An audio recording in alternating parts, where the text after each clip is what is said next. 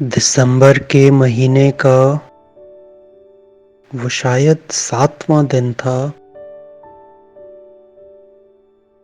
बरस गुजरे कई मैंने मोहब्बत लफ्ज लिखा था किसी कागज के टुकड़े पर। अचानक याद आया है किसी से बात करनी थी, किसी से बात करनी थी।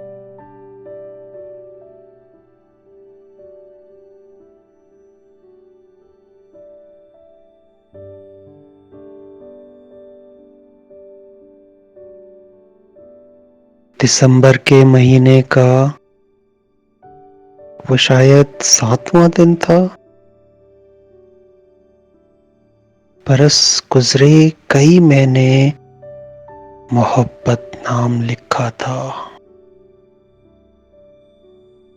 किसी कागज के टुकड़े पर।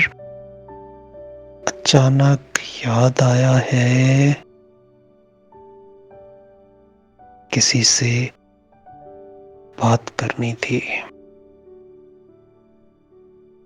किसी से बात करनी थी।